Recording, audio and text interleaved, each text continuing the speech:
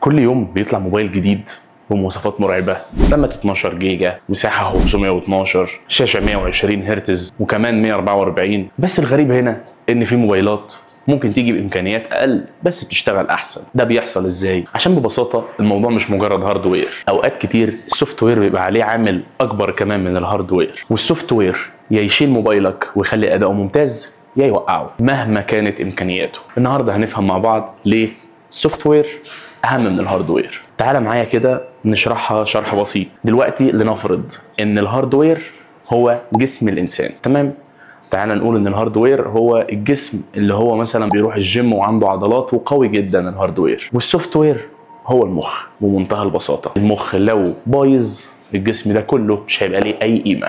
يعني لو جبنا انسان مجنون وبقى بيروح جيم وعنده عضلات مش هيستفاد خالص بفكره ان هو عنده الميزه دي، لان المخ مش هيدور لها على حاجه مفيده يعملها بيها. ده ملخص الموضوع واختصارا كده.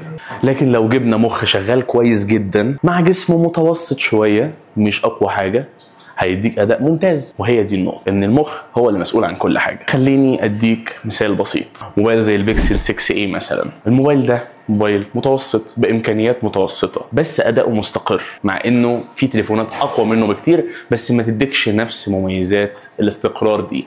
وكذلك موبايلات ابل برضو نفس الكلام. ممكن تجيب موبايلات ابل قديمه، بقى في موبايلات اندرويد فئه متوسطه اقوى منها بس ستيل بتديك تجربه افضل على مستوى السلاسه ومستوى السوفت وير. ده راجع لان السوفت وير معمول باحترافيه شديده في موبايلات ابل. كل نسخه من نسخ الموبايلات بتاعه ايفون بيتعمل لها كاستمايزيشن مخصوص للنسخه الاي او اس بتاعتها، مش مجرد ان انت هترمي وهتنزل بتليفون ويلا نزل النسخه كلها لكل الاجهزه ويا عالم تشتغل كويس على جهاز راماته مثلا 4 زي جهاز راماته 8 وتشتغل على مثلا بروسيسور فئه جين 6 من سناب دراجون او جين 7. كله على كله. طبعا ما بتكلمش على كل الشركات بس في شركات بتعمل كده. خلينا ما نروحش لبعيد.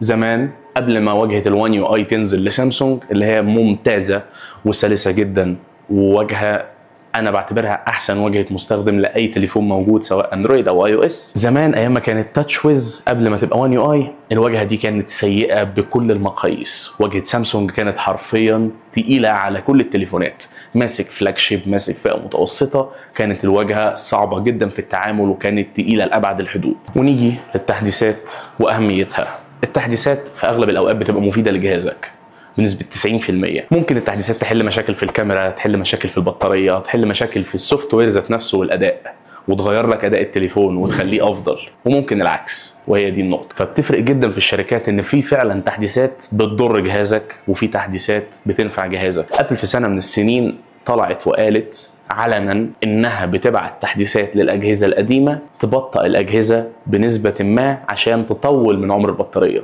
طبعا دي حجه واضحه جدا، هم بيبعتوا التحديثات دي عشان انت لما تحس ان جهازك بقى تقيل تروح وتنقل للايفون الجديد.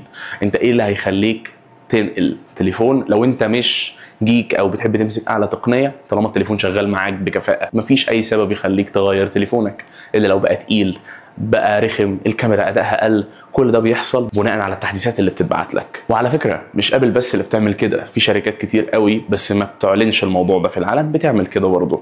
عشان كده في ناس بتفضل انها ما تحدثش التليفونات بتاعتها عشان تفضل بنفس الاداء الستوك اللي جابتها بيه. هي في الاول وفي الاخر حريه شخصيه. انا مع التحديث وبحب اشوف كل حاجه نزلت جديده وفيتشرز جديده في السوفت وير، فبرضه في الاول وفي الاخر دي حريه شخصيه ليك. ونيجي لسؤال مهم جدا في الاخر، هل التليفون مجرد ارقام على ورق ولا قوه التليفون فعلا في المعالج والرامات والمساحه بتفرق في تجربتك كمستخدم بجانب السوفت وير؟ عشان ممكن السوفت وير يخلي معالج ضعيف يديك تجربه استخدام افضل من معالج قوي مع سوفت وير وحش. ولنا برضه في اجهزه شاومي السنين اللي فاتت حكمه وعبره كبيره. التليفون كان بينزل باقوى بروسيسور وتلاقي السوفت وير تجربته سيئه جدا قبل ما ينزلوا واجهه الهايبر او اس اللي انا شايفها تقدم ممتاز جدا لشركه شاومي. انت بقى لو قدامك تليفونين، واحد متوسط بس بسوفت وير ممتاز، واحد مواصفاته مجنونه بس بسوفت وير مش قد كده، هتختار ايه وليه؟ اكتب لنا في الكومنتات. وما تنساش لو عجبك الفيديو تعمل لنا لايك وسبسكرايب. كان معاكم حازم تك فيو. سلام.